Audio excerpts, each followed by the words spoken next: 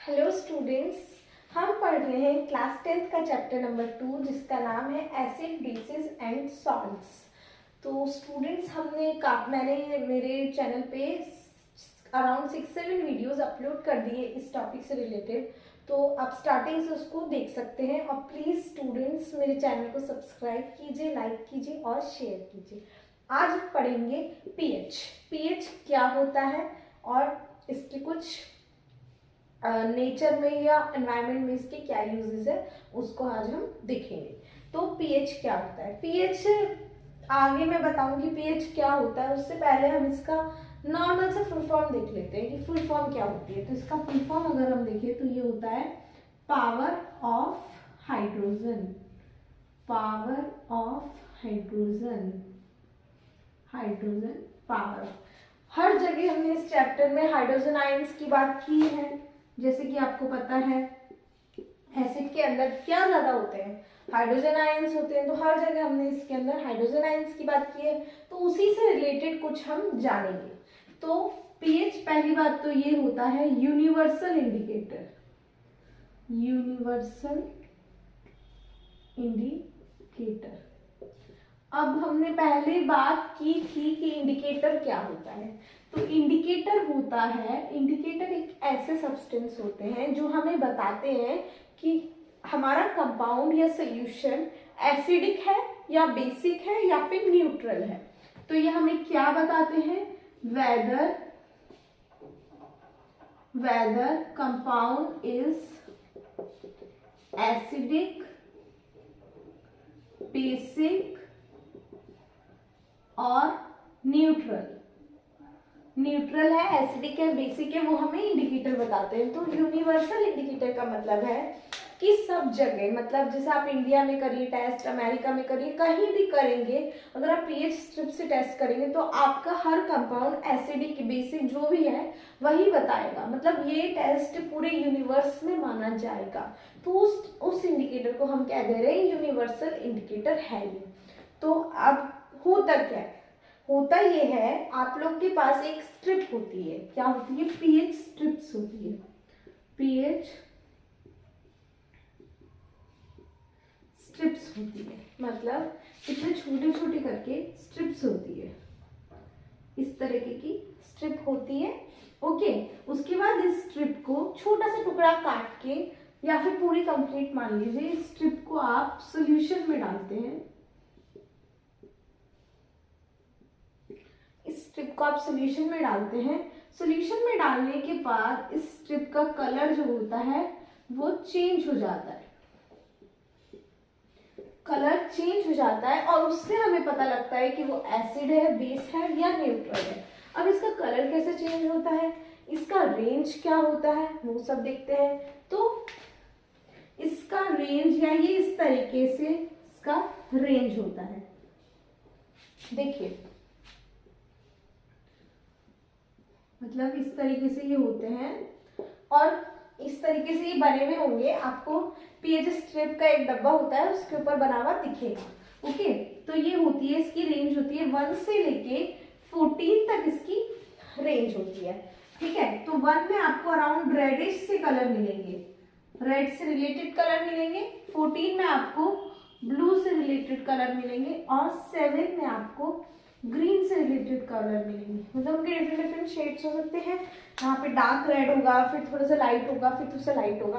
तो इसकी जो रेंज होती है वो 1 से लेके 14 तक होती है और 1 से लेके 7 तक की जो रेंज होती है उसे हम कहते हैं एसिडिक और 7 to 14 की रेंज को हम कहते हैं बेसिक और 7 को हम कहते हैं न्यूट्रल। अब इस रेंज से हमें क्या पता चलेगा, मान लो पीएच आ गया 4.5, आप तो कह दोगे कि हाँ वो एसिडिक है। 8.2।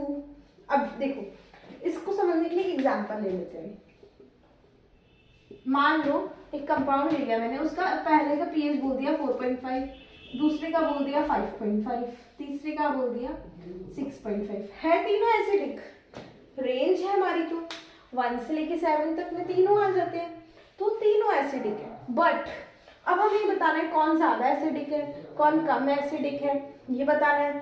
तो बेसिकली पीएच स्केल और हमें क्या बताती है, पीएच स्केल हमें बताती है strength of acidic and basic. क्या बताती है, strength of acid and base, यह हमें स्ट्रेंथ भी बताती है। तो अब स्ट्रेंथ कैसे पता चलेगी, स्ट्रेंथ ऐसे पता चलेगी जितना ज्यादा कम होगा पीएच, जितना ज्यादा पीएच कम होगा वो उतना ही ज्यादा एसिडिक होगा, और जितना पीएच ज्यादा होगा वो उतना ही ज्यादा बेसिक होगा। तो अब अगर इसमें हमें ऑर्डर लगाना हो कि कौन ज्यादा एसिडिक है कौन ज्यादा बेसिक है, तो सबसे ज्यादा एसिडिक कौन है 4.5, उसके बाद कौन है 5.5, उसके बाद कौन है 6.5। ऐसे ही अगर मैं बेस का एग्जांपल ले लूं, मान लीजिए 8, मान लीजिए 9 और मान लीजिए 10, तो अब इसमें क्या करेंगे, सबसे ज्यादा बेसिक कौन है 10 वाला, फिर कौन है 9 वाला, और फिर कौन है 8 वाला। तो ये स्केल से हमें ये भी पता चलता है कि एसिडिक बेसिक की क्या स्ट्रेंथ है। स्ट्रेंथ मतलब क्या कह रही हूँ, स्ट्रेंथ मतलब अगर ज्यादा एसिडिक होगा तो ज्यादा H प्लस आयंस होंगे ना, ज्यादा एसिडिक मतलब ज्यादा H प्लस आयंस, मतलब उसके अंदर H प्लस आयंस ज्यादा होंगे, इसलिए उसका पीएच कम है और इसलिए वो ज्यादा एसिडिक है। तो ये इसकी कहानी हुई। और एक बार थोड़ा सा समराइज कर लेते हैं, कंफ्यूजन ना हो। पीएच क्या होता है, पावर ऑफ हाइड्रोजन, जो कि एक यूनिवर्सल इंडिकेटर है जो हमें बताता है कि कंपाउंड हमारा एसिड है, बेस है या फिर न्यूट्रल है। इसकी एक पीएच स्ट्रिप्स होती है जिनको कि अपन सोल्यूशन में डालते हैं और उसके बाद हमें कलर मिलता है। ये मैंने ऐसे शो किया है बट ये कलरफुल होता है। ओके, यहाँ रेड कलर मिलेगा, यहाँ ग्रीन कलर मिलेगा और यहाँ ब्लू कलर मिलेगा, और बीच में भी कलर्स रहेंगे, शेड्स रहेंगे उसके, जैसे आपने पेंट वगैरह का शेड कार्ड देखा होगा उस तरीके से। ओके, तो 1 to 7 जो रेंज होती है वो एसिड की होती है, 7 to 14 जो रेंज होती है वो बेस की होती है, और 7 जो रेंज होती है वो न्यूट्रल रेंज होती है। ओके, तो और फिर हमने बात कर ली कि जितना कम होगा पीएच उतना ज्यादा एसिडिक होगा, जितना ज्यादा होगा पीएच उतना ज्यादा बेसिक होगा। अब हम एक और बात कर लेते हैं कि ये पीएच स्ट्रिप्स बनाई किसने थी। तो ये पीएच स्ट्रिप बनाई थी 1909 में, सोरेनसन करके कोई साइंटिस्ट थे जिन्होंने ये पीएच स्ट्रिप्स इन्वेंट की थी। और उन्होंने किस मेथड से इन्वेंट की थी, उन्होंने वाटर को ब्रेक किया था, यहाँ लिखती हूँ,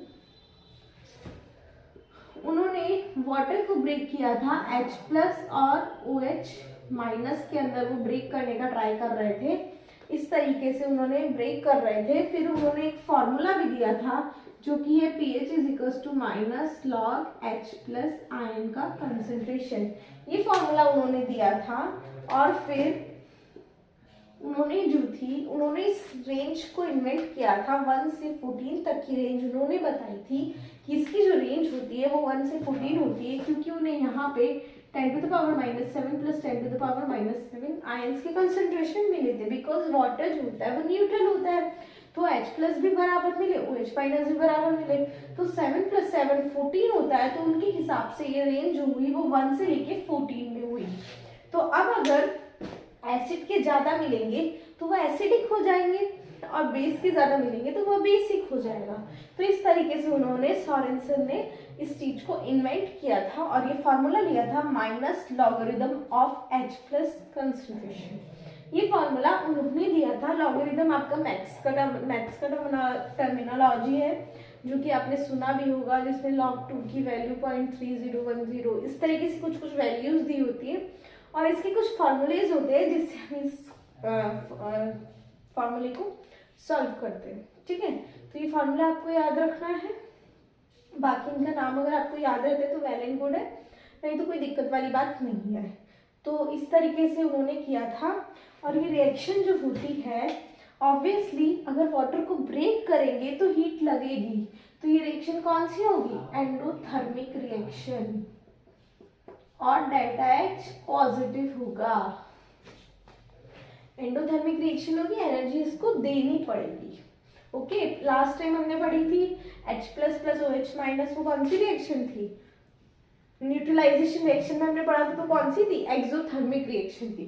तो ये मतलब एक्स्ट्रा है थोड़ा सा, इसकी नीड नहीं है, आपको समझना ये स्ट्रिप वाली बात है कि एक स्ट्रिप होती है और ये सब इसकी रेंज होती है, इतना आपके लिए सफिशिएंट है। अब एनवायरनमेंट में हमारा पीएच कैसे इम्पोर्टेंट है लिविंग ऑर्गेनिजम्स के लिए, उसकी बात हम कर लेते हैं।